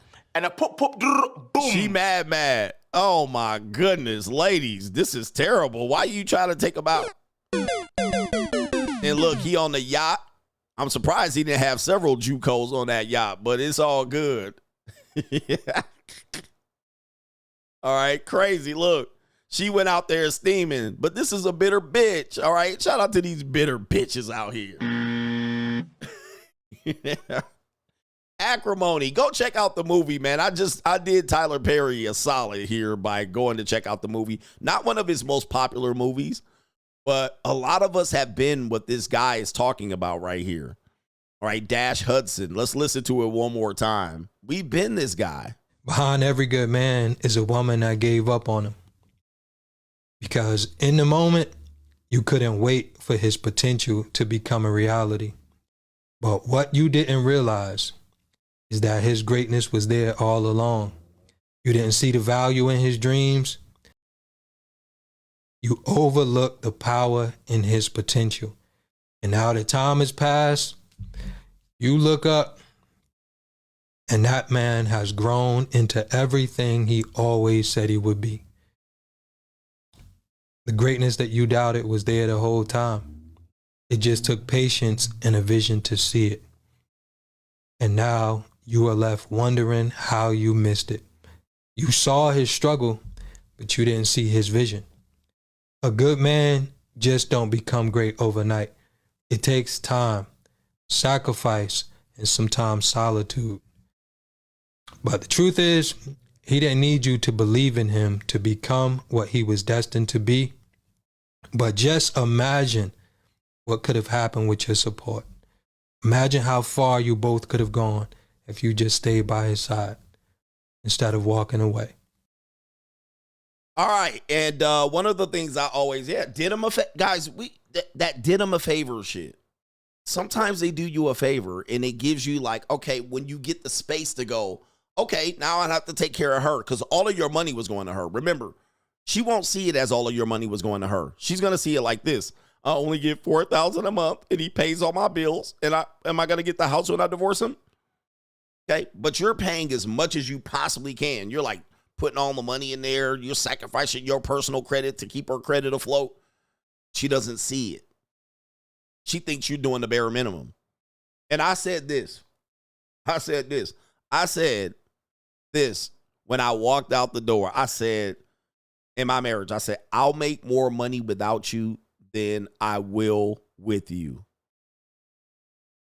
I'll make more money without you than I will with you, because it was about the money. She wanted a lifestyle. I said, I'll make way more money without you. I knew my potential. As he said, your potential is now unlimited, because it's limited when you got dead weight. It's limited when you got us sleeping with the enemy. It's limited when you got a non-believer. It's limited when they're speaking death on you. It's limited when they're trying to sabotage you. It's limited when the monster-in-law is telling her, no, don't do this. And then 2-3 years of her not putting in her side. All right. And then now she don't realize she's sabotaging the whole thing. Not just herself, not just you. She's sabotaging the whole thing. So when you get all of that away, you're like, oh, okay. All right. I just got runway now. And I could just zoop. I got runway. That's why the free agent lifestyle is important. I'm telling y'all need to get that runway and get up before you be up here carrying dead weight with people who are just like years and years of preying on your downfall, years and years of sabotaging you, years and years. But you guys going to have to make a come up. The come up got to be some of that energy that feeds them. You guys got to know that energy, you can feed off of that to become what you need to become. So don't let losing a woman make you feel bad. She doing you a favor. They're going to do you the best favor ever, especially if you believe in yourself. Much of these situations turn out to be great, and they going to be bitter the rest of their lives. Right? They're going to be bitter the rest of their lives. Trust me. They ain't never going to get over it. It's like fumbling a lottery ticket for them. They had it. All they had to do was support, but they didn't want to do it. They didn't want to do it. And the telltale sign is, do they keep coming after you? You know, my ex kept coming after me with child support and investigations and modifications. She tried to do that and keeping kids. She trying to do whatever she can to get to that money. All right. And they just going to stay bitter the rest of their lives. And then even if they get a little bit of money, they going to lose it and blow it. That's the reason why they're in the position they're in. And they'll end up going, damn, what could have been. Right? Because their lives don't turn out better. Especially if they do this in their 40s or 50s. They don't turn out better. They end up being bitter. Quick story real quick. I was getting a manicure with some linglings. I told the story before. And I was getting a manicure, and these linglings, I had 3 linglings rubbing on my shoulders and trimming my nails and, you know, cutting my cuticles. They was fighting over me in there. I want to rub his shoulders. All right. And they was looking at me like, what kind of fuck you give me? All right. But next to me, I had a woman ruining my whole vibe. It was an older woman, white woman in her 60s. And she just talking to this other woman, talking her ear off. And she just telling her, my first ex-husband, my second ex-husband. And she just literally just a bitter broad. And my first ex-husband did this and blah, blah, blah, blah. Bitch, that was the 1980s when you was married to the first ex-husband. That ninja done moved on and had a better life. Now you tried to get married again, and that nigga dumped you too. All right, and now you sitting out here double dump, and now you over here just a bitter broad in your 60s. Mad that 2 men, they ruined my lives. No, you ruined your own life. And now you are old bitter broad, right? You're an old bitter broad. So they end up mostly time just being bitter and old. And then they gonna call you bitter. They got a nerve to call you bitter, and you done moved on with your life and made money off of her hate, off of her fumbling, off of her doing you a favor. Unbelievable. It's crazy. Can't move on. You know, they can't move on, and they will sit up there and then be praying on your downfall out here. They gonna get the blick. Oh, man, what a great topic, man. Let me go ahead and do these supports, get up out of here. I try to get up out of here Thursday. Not keeping it long. I was like, you ruining my vibe listening to your bitter ass about you getting double dumped, and now you in your 60s just out here just floundering. Floundering about life. I had a little thing in Costa Rica. She tried to play me. All right, she tried to play me. She tried to play me and be like, well, I'm not going to sleep with you type shit. I was like, all right. I was like, you could sleep with me, you know, because they broke down there. They struggling. The Costa Rica economy is not good for the citizens. So I told her, I was like, okay, cool. All right, you know what you're dealing with here. But she tried to latch on and be like, yeah, but I might want something with you, and you could be your Costa Rican girlfriend. I was like, okay. All right, that's what you want to do. But please understand, when I get back to the United States, do not text me about any money, because that's what they do. When you travel and you meet girls, even if you pay them, even if you know, meet them for a date and they be like, I'm not that type of girl. What they'll do is they'll try to wait till you get home and then try to funnel money from you, Western Union style. So I get my text message and that's her. And then she's like, yeah, you know, I'm just struggling and I'm hungry. I was like, when I was in Costa Rica, I told you to grab them ankles. And you tried to say, but I don't want you to just fuck me and chuck me. I don't want you to fuck me and go back to the United States. I don't want to be one of your other concubines. I was like, okay, you don't have to do it. But sure enough, do not hit me up for money when I get back. She started hitting me up for money. Western Union Poppy. And I was like, you dumb broad. Now you over here begging me. All right, you wasn't begging me. I was the one trying to hit them guts. All right, when I was there. All right, but now that I'm back here, hey, Poppy, I just struggling. I don't know how to pay my bills and my rent. Okay, bitch. You could have grabbed them ankles, bruh. But you thought I was going to be one of them. All right, you thought I was one of them, and I was going to be like, all right, here's a couple of shillings. All right, gone on. Nope. I hate rich guys like you. Now she hates rich guys. All right, rich guys like you that do this. You have plenty of money, and there's nothing for you to send me. You wasn't saying that when you had your punani wet, when I had my finger up your punani. You wasn't saying that then. All right, yo. I'm like, you wasn't saying that then. Now you over here trying to get me to send you money, and I didn't get my dick wet. All right, you could have gave me some punani, and I would have sent you your little 500 motherfucking colognes. But now, I could have fixed your bind. You could have been good. It would have been $500 colognes. What is that to me? $2? All right, you could have ate for a week. But now you're hungry right now. All right, and she's sitting over there. I'm always hungry. And I'm still sitting over here like this. I'm rich, bitch. Yep, they do this, man. Hey, that's part of the passport bro shit. That's what they do. So you got to expect that. You do that, they kind of set up these little predatory things. They do this in the Philippines. They do this in Brazil. I still got Brazilian women hitting me up. All right, hey, how's it going? He's like, what? I ain't going to be in your country for 4 years, motherfucker. Like, don't text me. Yep. I was like, same old shit, bruh. Same old shit. I hate rich guys like you. You can totally just deal with 500 shillings, but you won't do it. I was like, remember when I said you could grab them ankles real quick? And you said, but no, I don't want to do it. Okay, well, don't do it then. All right, anyway, Thailand, same thing. But you didn't want to touch them toes. Hey, it is what it is. Quid pro quo around here. Bend over, touch them toes, put a window to the ass, get low, get low. But yep, the Jucos in Thailand do that. They do all. Yep, you're right about that. Colombia, Western Union Poppy. Yeah. Western Union Poppy. Oh, by the way, yes, when I go back to Brazil, I'm not going to call you. It's going to be a whole fresh group of Brazilian women from 18 to 22, and you're going to be 27. I'm not calling you. All right, so, Jesus. Man, I'm like, what did you think? Stood my ground, and she was like, hey, you just could easily send this. But you didn't want to do it. I get it.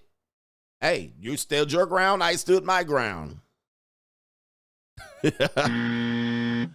Oh, man. Yes, indeed, man. It is what you have to understand, the parasitic relationship between men and women. It's just parasites. So it's never going to change. It is what it is. They always going to try to get leverage and manipulate you and try to game you and shit, and then get over there dry begging you and shit. But when you over here, now that you know that I can't penetrate you. Now, you know I can't penetrate you from here. But you over here, but I'm hungry. It would be nothing for you to. I'm always hungry. Yeah, it is what it is. Now they trying to play their game. So don't get got over here, guys. You got to be cold, just like he said, been to Colombia twice. He says they both did it to me. You got to be cold, just like the middle of the winter when you're dealing with women. Cold. Colder than a pimp's eyes. Because if you don't, they'll play you like a gump. And they got these games played. So again, passport bros got to be alert. Now you eating scraps. Right? It is what it is. I can't tell you nothing. All right, yo. Shout out to the guy that said he has the pastor's daughter. I'm sorry, the pastor. Oh, it was in a complete text. So it says right here, she is a pastor. She's not a pastor. She's a pastor's daughter. I run my own business and have my life in order. Given these factors, do you think pursuing this relationship is worth it? The husband wanted a polygamous relationship, And that's all he adds from that one right there. All right. That's all he adds right there. So that was the guy that had the divorced woman, 5-year-old, and she wasn't a pastor. She was a pastor's daughter. And you run your own business. Why are you pursuing this girl here? Like, is there somebody else? How long have you been divorced? Here's my rule for divorcees. Guys, 5 years after your divorce, do not consider any relationships or marriages. None. Don't pursue any relationships or marriages. I don't care how good these girls act. I don't care how good these single mothers act and they cook you food. I've had plenty of these women. All right. I've had plenty of these women. You know, when you have young children, it's, you know, these women will prey on you because you're a good father and and so they see that as something that they would like. And they see that as, you know, we called it a sucker. They don't see you as a sucker, but they see you as a sucker. And you're vulnerable. They're preying on you. And she's playing good. Guys, listen, this is what I'll say. 5 years after your divorce, no real relationships, no romantic relationships, just fuck. Pay hookers, go to get your meat fix. Okay, and I had a divorced woman tell me that, an older woman that said, you shouldn't be in a real relationship for 5 years. Leave everybody else alone. That's number one. Number two, that woman is going to be on the market in 5 years. Okay? She's going to be on the market 5 years from now. Nobody marrying that up. You're not going to miss anything. You're not missing a damn thing. All right, so you can completely eliminate her you could just say, hey, you know what? I'm going to fucking move to Miami. And then come back in 5 years, she's going to be still right there. Nobody picking up that slack, bro. There's a 99% chance nobody picking up that slack. Do not rush. Do not feel pressure by her. She's manipulating you. And it is what it is. She hasn't changed who she was. She's just showing you something else. She ain't going nowhere. Right here. Distress asset. She trying to dump that shit in your lap. And she's preying on you. Women like this prey on divorced men because you're vulnerable. You're vulnerable. You want another wife and what you had with your wife previous to this. So you're going to want to rush into this shit. Nigga, you can meet like 100,000 of these women. There's 100,000 of these women running around right now. There ain't no rush. There ain't no rush on this woman at all. So just leave her be. All right. Tell her to go fuck around and try to find a better you and string her ass along. Do not cream pie her if she's under a certain age, under 40. Yep. And she trying to lock in. She trying to be on her best behavior. I wouldn't do anything serious with this woman for 5 years. You tell her, you better be good for 5 fucking years. That's how long it is before I get married. There ain't no way. Okay, you just save yourself. You're going to do yourself a favor. And then what you can do is, let's just say somebody picks up that slack. This woman liable to rush down the altar, get married, and get divorced, and within that 5 years. I'll bet you a steak dinner that if you let her go and she did get married, she'll be divorced within 5 years. I'll bet you a steak dinner. Then you're going to see. You're going to be like, ooh, damn. I dodged a bullet. And then she going to be 2-time loser telling you he was abusive. He was a narcissist because she rushed down the aisle. I can bet you a steak dinner that's exactly what would have happened if she got remarried. So anyway, the husband wanted to put her in a polygamous relationship and she didn't want it. Key himself, why does society classify marriage as stability when most marriages end? How is something that ends 50% of the time stable? That's a good question. That is a good question. It provides stability, but yeah, the institution itself is not stable at all. That's a good question. All right, why is it classified as stability? Yeah. I mean, that's a genius question. It is anything but stable. It is very unstable.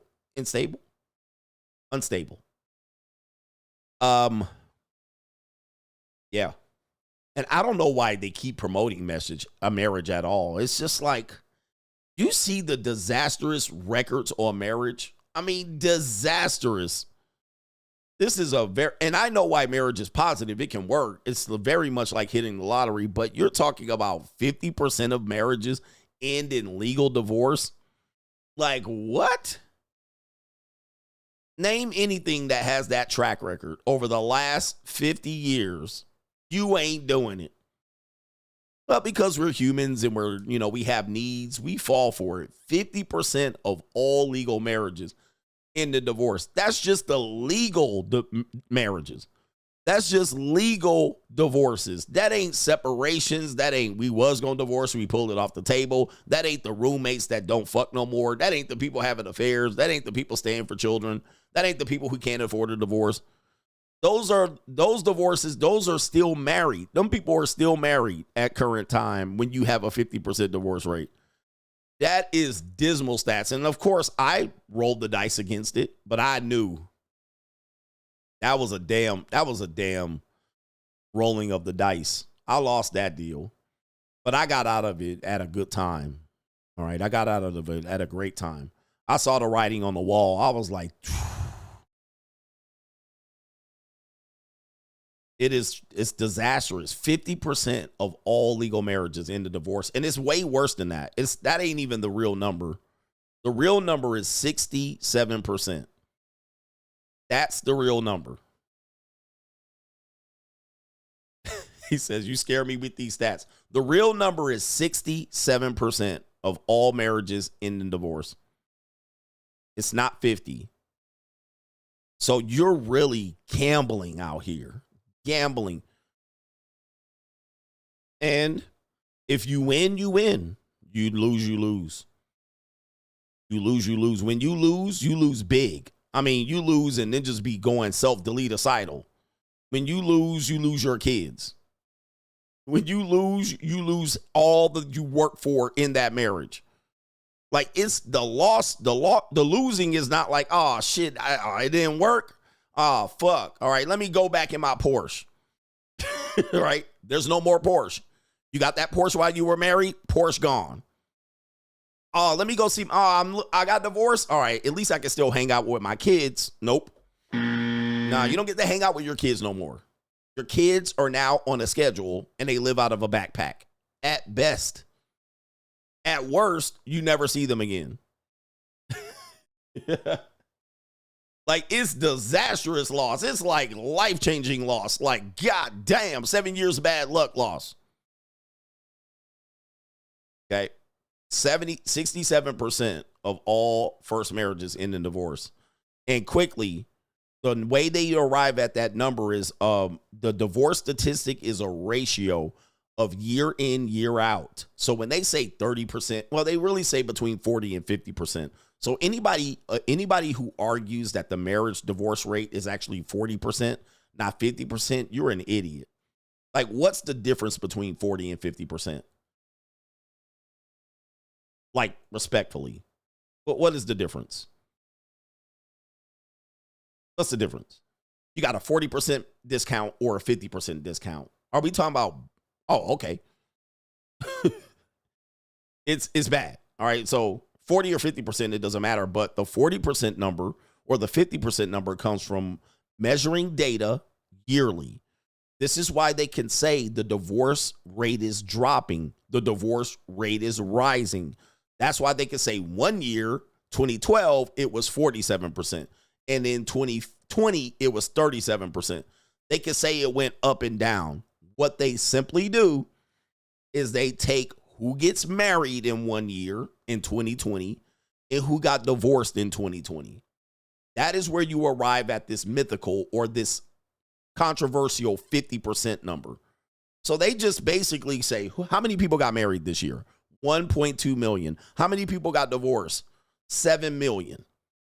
And they give you a number. And then they'll say it's 44%. Whatever it is. Larry C, tell us what the number is. They'll just say what that number is year in year. That's why people can say it's going up. It's going down. It wasn't as high anymore. It's dropping.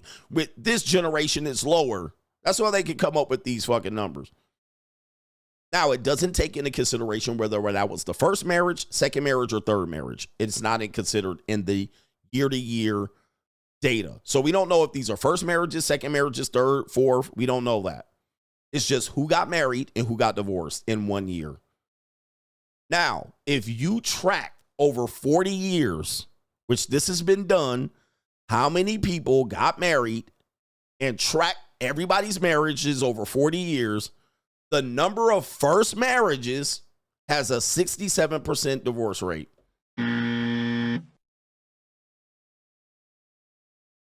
So you took 40 years of marriages, 40 years of divorces, and you said, okay, this person got married in 1986. Over the time period, how many of did that marriage last? How many of those marriages lasted? Not many. So it's literally 67%. Because people keep getting married and divorced over a 30, 40-year period. So that number is way higher than what is being reported if you just take the two ways they measure it. And that's the best way to measure it, to say, okay, everybody that got married from 1980s till now, how many of them are still married? Only 33%. Only 33% of them are still married. From everybody that got married 40 years ago till today, only 33% of them still have a marriage. Okay, that is a better number. All right, Big Boy says, pause. Big Boy says, facts, coach. My wife rode the wave with me. We're 20 years in, and she gets vacation, the nice home, and she be laughing at these bitches for leaving. Facts. Dude, you see a woman leave a marriage, you're like, dude, it's not going to work out for them. Most women suffer when they get a divorce. It's disastrous. And they leave over some petty shit. I just ain't going to take this no more. And then by the time you look at it in retrospect, damn, I left over that petty shit. Yep, they left over that petty shit. He said she laughs at these women. I'm going to just divorce him and I'm going to just get his alimony. I'm going to just get. And they end up getting screwed around. Shout out to our brother here, DB. He says, hey, coach, my ex-wife took me to the cleaners and I lost almost $50K fighting for my daughter. I now have 50-50 custody and I'm making $165,000 a year. She trying to spin the block. I think she needs to boss up. Let her sink, man. Let her boss up, nigga. Let her drown. Do not save these schizoids. Put them on program. Once a woman stabs you in the back, you just going to give her a second chance to stab you in the back if you take her back. Let that bitch drown. She made her decision. Now you winning bigly, and she ain't got no leverage over you because you got 50-50 custody, and that child support ain't kicking. So, whether she get a modification or not, it ain't going to work. And she already make you fight for your kids. Man, let her fucking die out here. All right, if her car's on fire, don't piss out the fire. Just let her go. There's too many punanis out here. There's too many women out here. And there's too much life out here to be dealing with bitter women making dumbass decisions and then trying to come back and clean the act up. I just realized it. And if she don't apologize and she says, well, maybe we can. Nah, bitch. You cooked. Fuck out of here. Right? You got to be down and cold on these broads. Never take an ex back. Facts. Let her freeze, bruh. Let her freeze. But that's your child's mama. You should do anything for your child's mama. Not today. That shit worked in the 1980s. Not today, bruh. These women be trying to destroy you and come back. Let her ass freeze. That's the world she wanted. Let her fucking freeze. But your kids gonna see her struggling. I don't give a fuck. I don't give a fuck. Let them see her struggling. Let them see her fucking trying to save her breath. Let her see her fucking dying on the bed. I don't care. Let her see her car on fire on the side of the road. I don't give a shit. You try to destroy a man and then throw a man under the bus, fuck all that. All right, it is what it is. Yeah, oh, and that's the key still, Curtin. She wouldn't bail you out, would she? Now that's the key. Would she bail you out? Nope. She tried to destroy you. She literally tried to destroy you with war, and she put hitmen out on you and all of the toy soldiers, lawyers, judges. She wouldn't save you. Let her fucking freeze, man. You ain't got no heart for them. Yep. She would let your ass freeze. She would let your ass die in the middle of the street and not give a fuck. Show up at the funeral crying. 100%. She wouldn't feel sorry for you one bit. All right, so you pay that shit back. All right, hey, listen, I'm a heartless dude. I ain't out to seek revenge, but hey, the Lord works in mysterious ways. Right here. Let her freeze. All right, that's what she get. Anyway, shout out to the Coach Gang. We'll be back tomorrow. We out of here. Peace.